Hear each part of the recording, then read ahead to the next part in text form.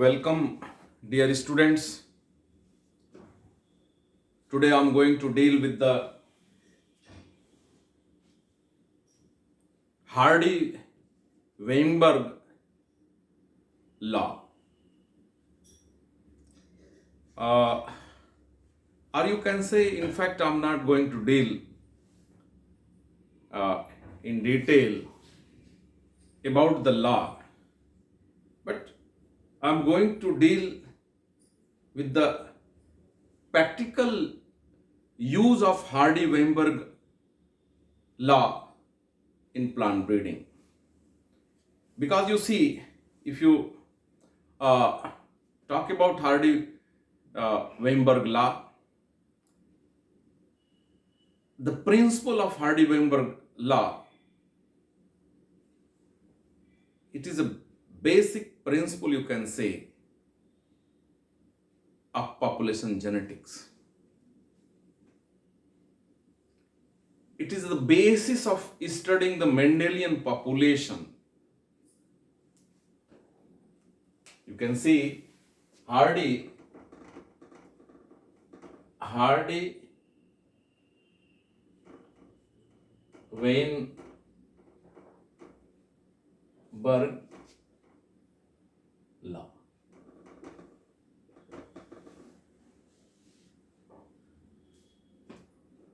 It applies in Mendelian population.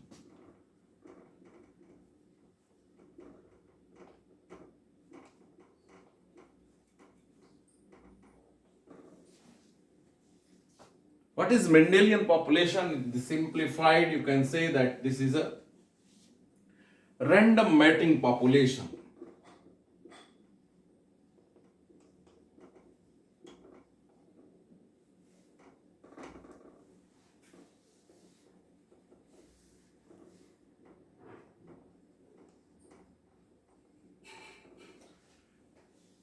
Random mating population.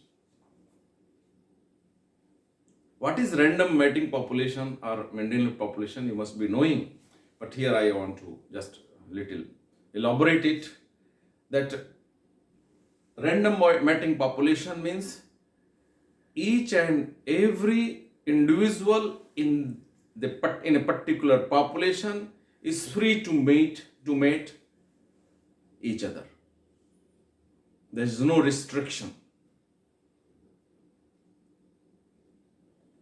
More simplified, you can say cross-pollinated crops. Cross-pollinated crops. Like maize and many cross-pollinated crops, once you are talking about the cross-pollinated crops, the typical example, the best example is maize, highly cross-pollinated. You see the male part is at upper portion, female part is in middle portion. Both are at different location. So they are free to mate each other. So cross-pollinated crops, you know that they are highly heterozygous.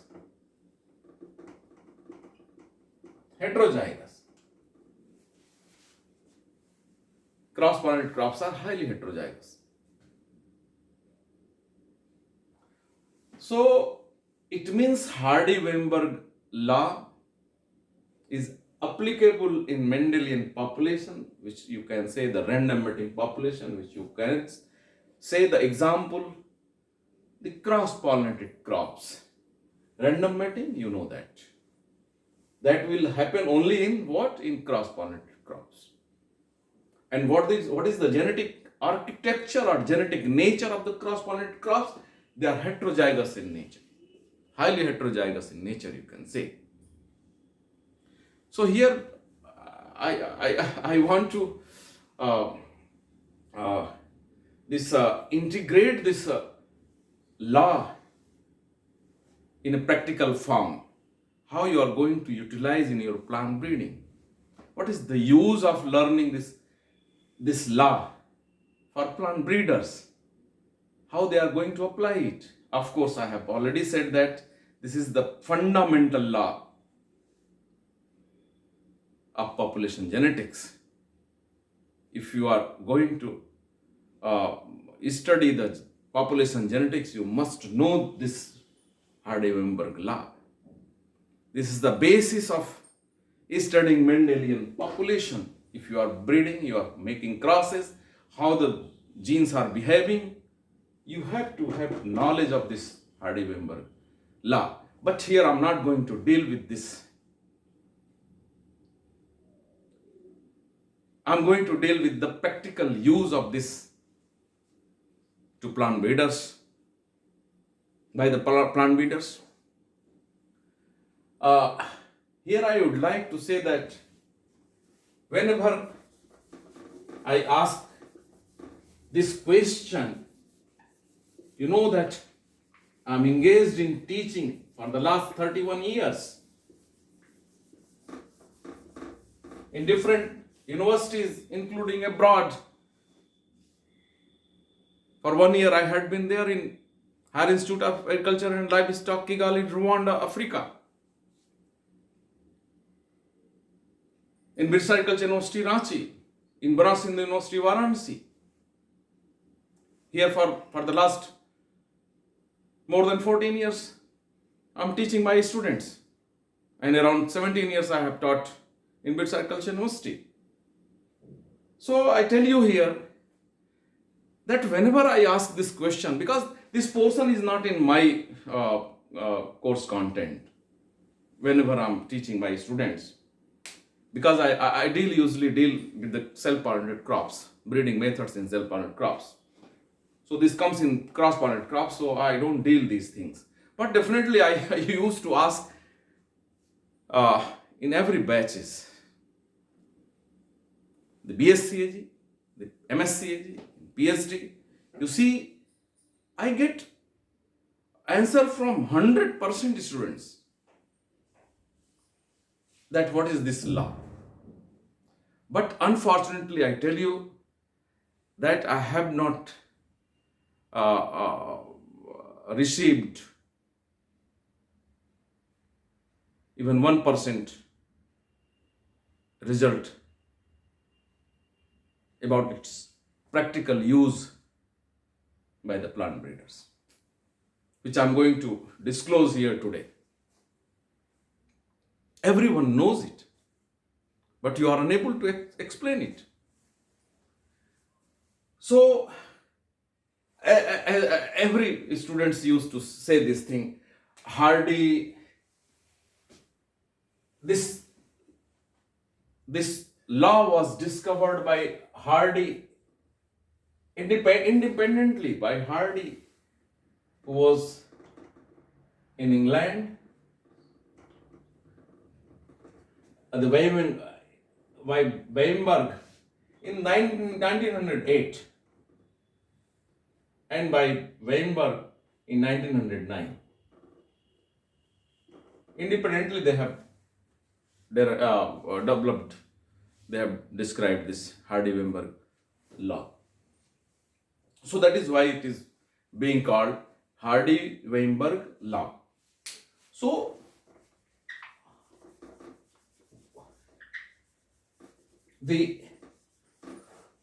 when the population is following the Hardy-Weinberg law, then they are in equilibrium status. The gene frequency and genotypic frequency are in equilibrium status. So the population, the panmetic population, we can say panmetic population. The Mendelian population is also called panmetic population.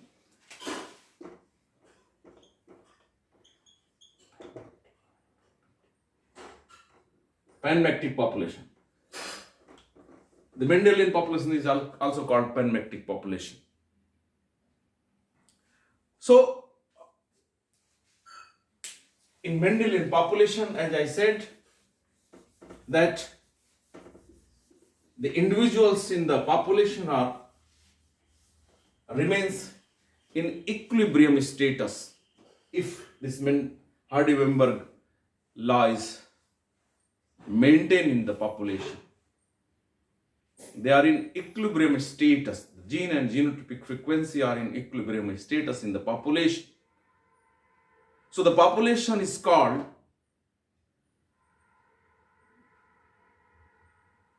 equilibrium population.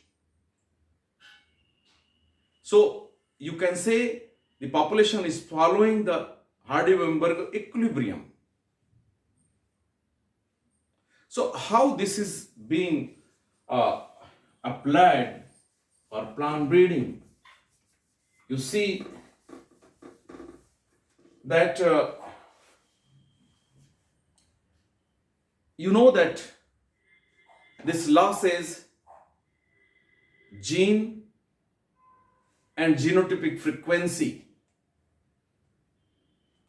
in a random mating population or a Mendelian population or a panmetic population remain constant generation after generation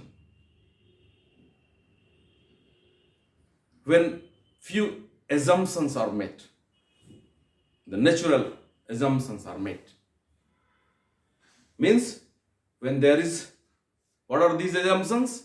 When there is no mutation, when there is no migration, when there is no random drift, when there is no inbreeding, when there is no selection. So come to the point. Gene and genotypic frequency, gene and genotypic frequency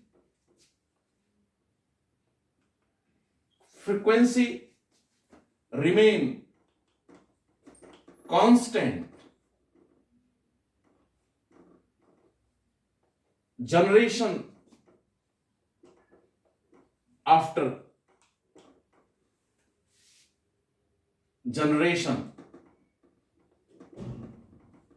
generation after generation, when there is no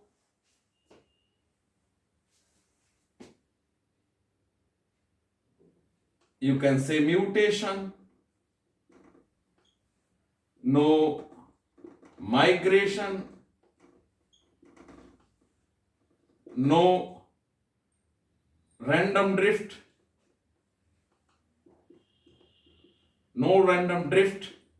when there is no inbreeding, when there is no selection.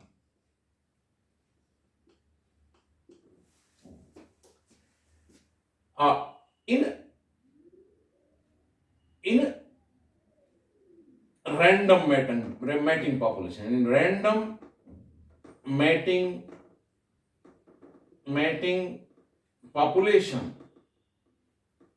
random mating population, in random mating population, gene and genotypic frequency remain constant generation after generation when there is no mutation, migration, random drift, inbreeding, selection.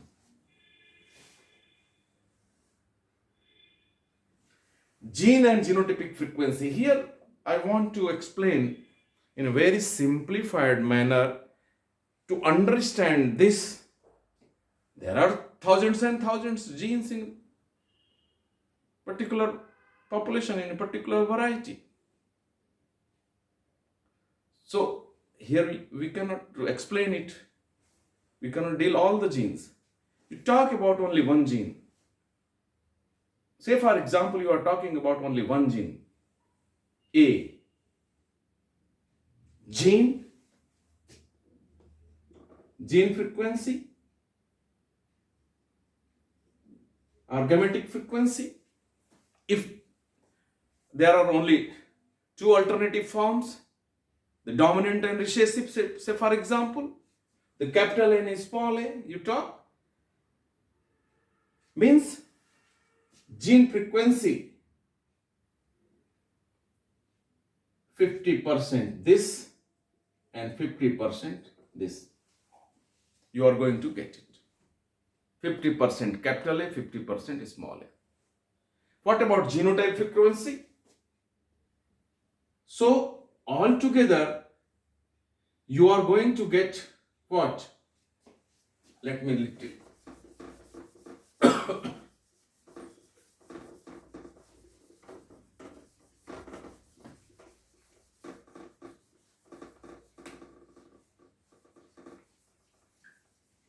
Means 100% means two. If you are having two alternative forms of a particular gene, A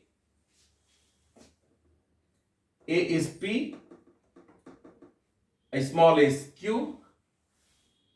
Once you are putting this is 100%.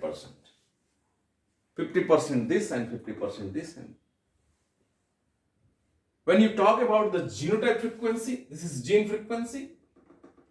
Gene frequency. Once you are going to talk about the genotype frequency, this is going to be P square plus Q square plus 2 PQ is equal to 1. 1 square means 1.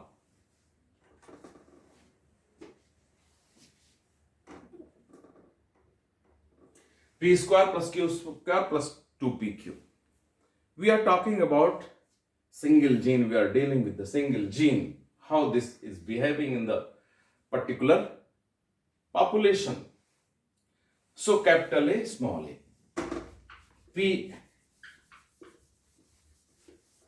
So if you talk about A plus small a, this is giving you 1.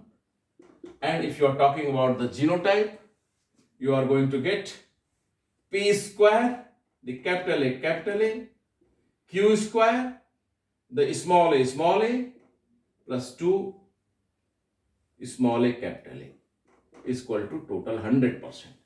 This is 1 is to 1 is to 2 is to 1. Altogether, if you talk about the genotype frequency, 1 is to 2 is to 1. Total you are going to get 100%. In 100%, you are going to get, this is 25%, this is 25%, and this is 50%. This is the situation if you see in the Mendelian population or in random mating population. Now you come to see that how this Mendelian population is coming. Say for example, once there were 2 inbred lines, the pollen was taken from this inbred line and it was pollinated, and you have got the F1 hybrid, capital A, small a. Once you are selfing, you are going to get the Mendelian population, you see. If you are selfing it, you are going to get capital A, small a, small a, small a.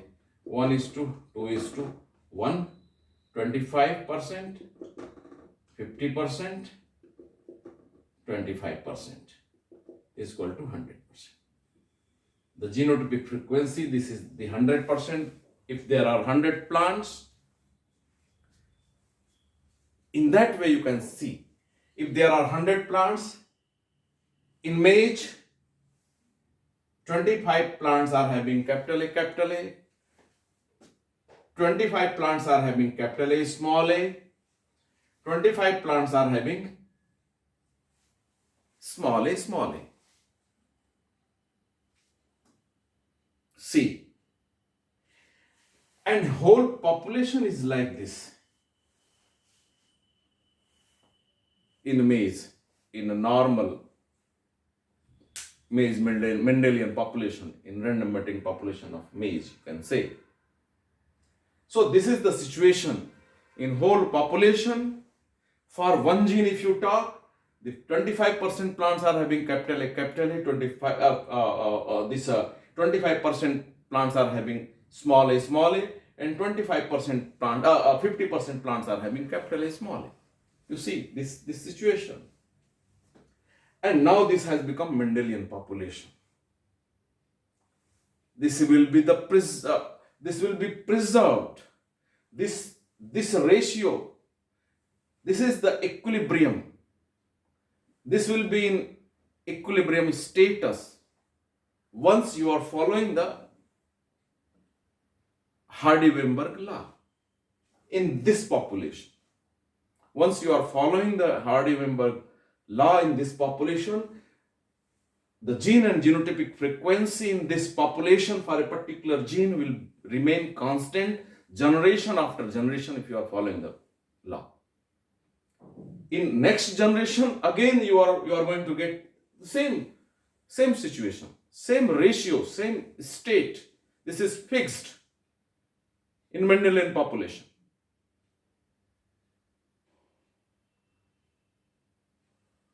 So, if there is any change, of course, here I want to say one thing more.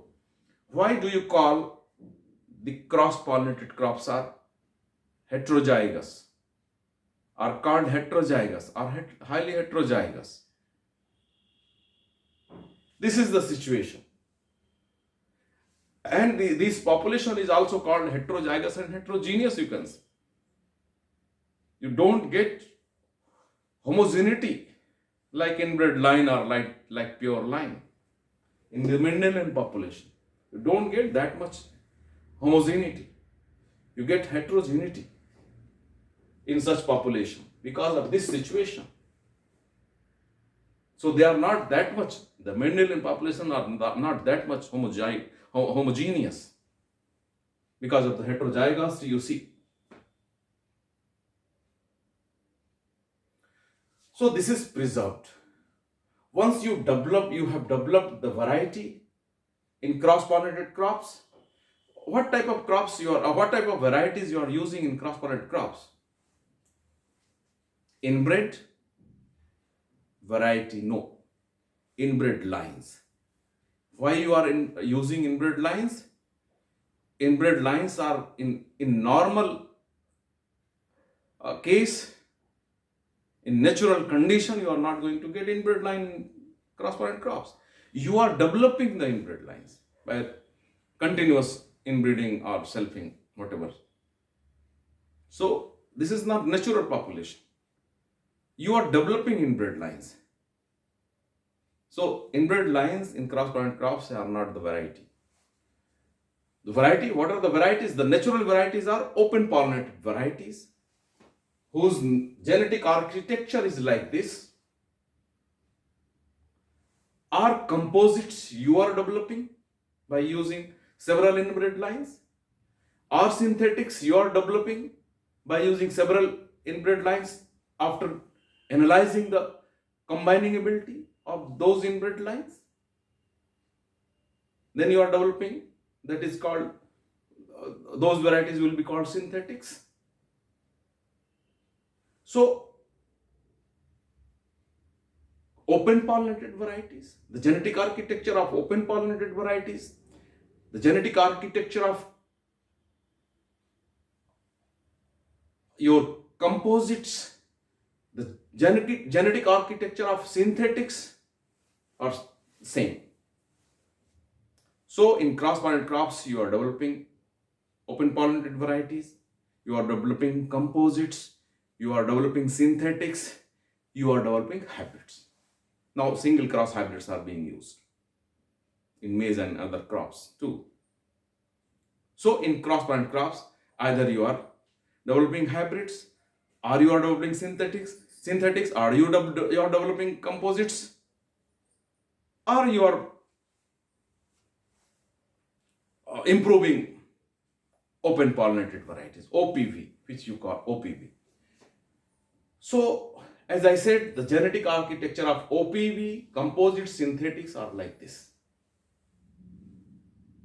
So, what do you think about? If you are not going to maintain this equilibrium, gene and genotypic frequency, generation after generation, means you are not going to maintain genetic purity of particular OPV, particular variety, whether it is OPV, whether it is composite, whether it is synthetic. You cannot maintain the genetic purity if you are not able to apply the Hardy-Weinberg law while producing the seed of the composite variety, the synthetic variety, the open pollinated varieties. So this is the practical use of Hardy-Weinberg law in plant breeding. So let me deal little more about this, how you are going to apply this. Let me first deal with the assumptions of, as I said, the assumptions. Let us see the assumptions first, then only you can apply this Hardy-Weinberg equilibrium in practical sense in your plant breeding. Say for example, as I said, gene and genotypic frequency in random mating population, gene and genotypic frequency remain constant generation after generation when there is no, the assumptions, what are those assumptions? Let us deal with them. When there is no mutation, first you take the mutation. Now you talk about one by one about the assumptions. Means once you are able to meet the assumptions in your variety, then only you are able to maintain you are able to apply the Hardy-Weinberg law in your variety for its genetic purity. In which varieties? In random mating population. What are those? In cross-pollinated crops, whether it is composites, synthetics, or open pollinated varieties. Only in these three you are maintaining. For maintaining the genetic purity of your variety, of these type of varieties, you have to apply these assumptions. Say for example, the first one, mutation.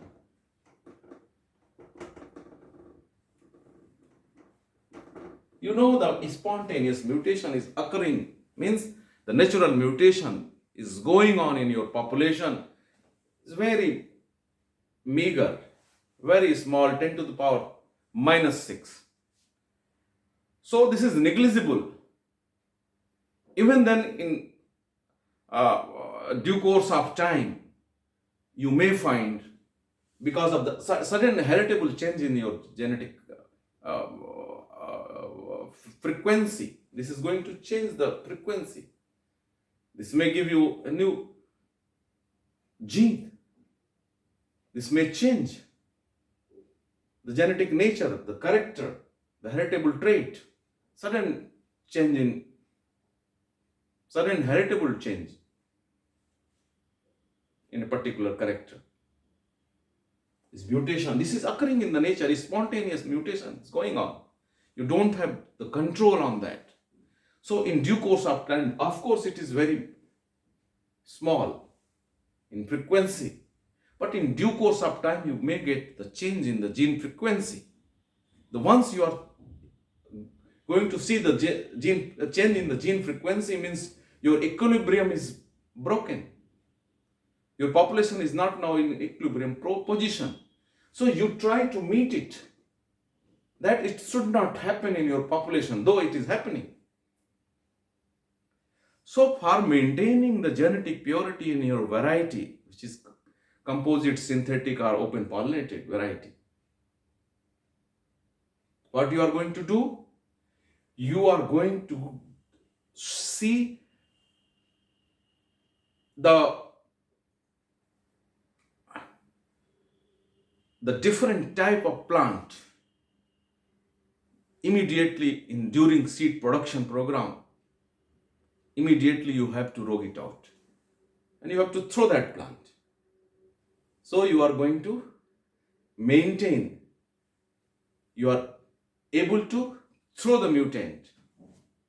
So you are going to maintain the genetic purity which is being disturbed by the mutation. So you are meeting the assumption that you are avoiding the mutation during seed production program of your varieties. Second, I think it is clear to all. The second is migration.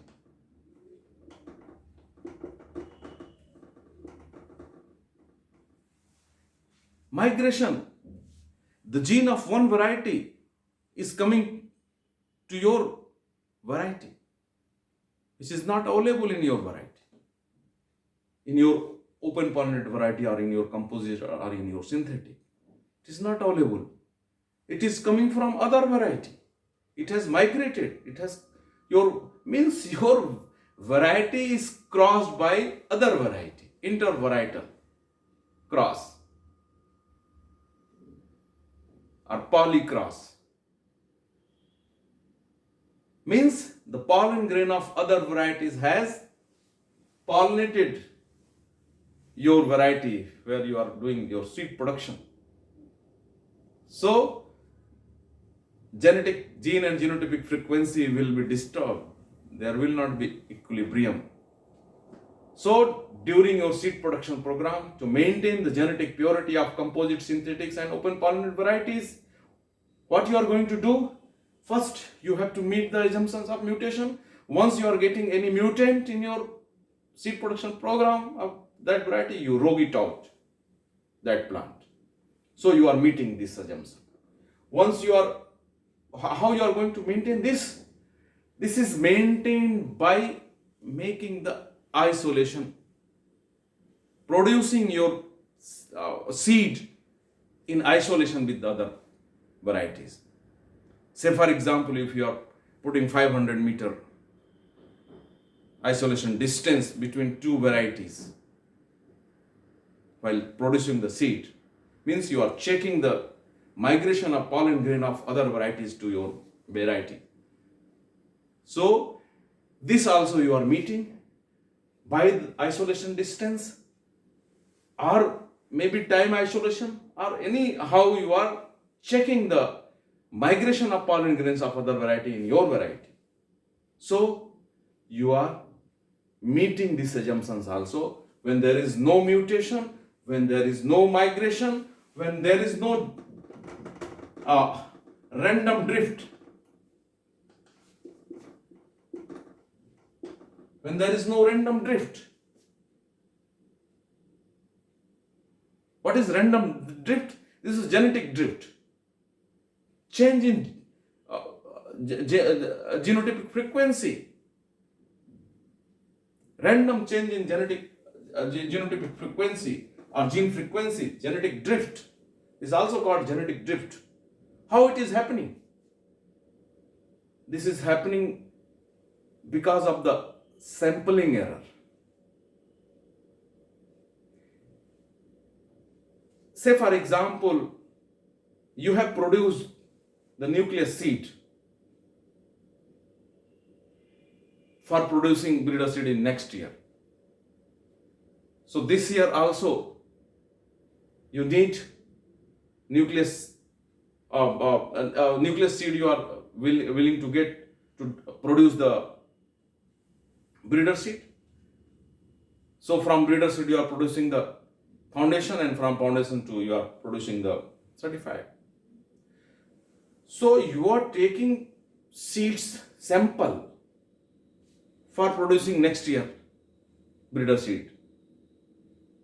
So while sampling, if sampling error is there and you have selected the seed which is having capital A, only these type of, by mistake you have not received the proper sample, if your sample size is reduced. So because of this, you are going to get random drift. So because you have discarded this, because of the sampling error, so your gene and genotypic frequency will be changed. So this random change in gene frequency is random drift, random change in gene frequency because of the sampling error. So your sample should be representative of the whole lot when you are going to produce the seed from the sample. So that sample should represent whole lot. So proper sampling must be done, otherwise there will be random drift, and you might be selecting sampling in your sample, you might be getting this and you are avoiding this by mistake because of the sampling error. So naturally your gene and genotypic frequency will not remain constant, will not be in equilibrium position. So equilibrium is lost, means genetic constitution of your variety is lost. So your variety is genetically impure now. No, now your variety is not pure. So you are going to avoid mutation. How? You have seen. You are going to avoid migration. How? You have seen. You have to avoid random drift. You have seen. Now come to this mutation, migration, random drift, and then come to inbreeding. You avoid inbreeding. How you are going to avoid inbreeding? To maintain the genetic purity of your variety in Mendelian population, you have to grow large population. You have to grow large population. If you are going to grow a smaller population, means you are forcing inbreeding. Say for example, if you have a smaller population, maybe you are having only capital A in small a, in a smaller population size. So if you are having the larger population, the random mating will be more. The more and more random mating, more and more stability is there. Equilibrium of gene and genotypic frequency is there. So you try to avoid the inbreeding. For avoiding inbreeding, you have to grow large population to maintain the genetic purity of composite synthetics or OPV. Then selection. You avoid selection. You don't do this selection. For maintaining the genetic purity of your variety, you have to avoid selection. If you are selecting a particular plant, means you are enhancing the proportion of a particular genotype and you are reducing the proportion of a particular genotype. So though your population will not be in equilibrium status. So you are going to change the genetic architecture. So you are unable to have the genetic purity of your variety. So, my dear students, I wanted to tell you this thing only, that you know that what is your Hardy-Weinberg law, but you don't know how to apply practically in your plant breeding. What is the main application of this? It is very clear: to maintain the genetic purity of varieties in cross-pollinated crops. What are those varieties? Of open pollinated variety, OPV, of composites, and synthetics. If once you have developed the composite, say for example Swan composite 1 in maize, how you are going to maintain it? The genetic purity, in due course of time, the genetic architecture will be changed. If you are unable to apply the Hardy-Weinberg equilibrium in your population